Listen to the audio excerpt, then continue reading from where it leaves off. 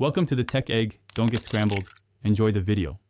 Start by assessing the screw head and the surrounding material carefully. Choose the correct driver tip, for example, a 1.5 mm Phillips or flathead. Clean the area of dust and debris using compressed air or a small brush. Apply penetrating oil to the threads and wait 5 to 10 minutes so it soaks in.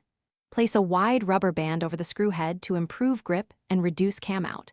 Ensure you have steady, even downward pressure while turning to avoid stripping the head. Press down firmly on the driver while turning slowly to reduce slippage and stripping.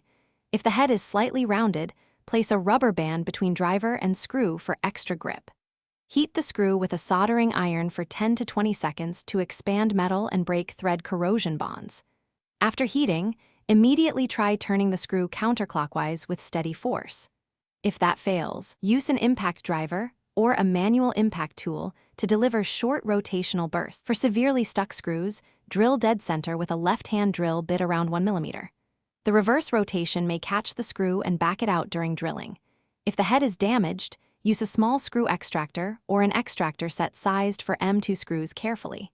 Grip protruding screws with tiny vise grips and turn slowly with steady pressure. After removal, replace with a correct sized screw, such as M2 or M2. 5. And use appropriate torque around 0.5 to 1.5 Nm to prevent future seizing. Thanks for watching. Consider subscribing if I helped unscramble your problems.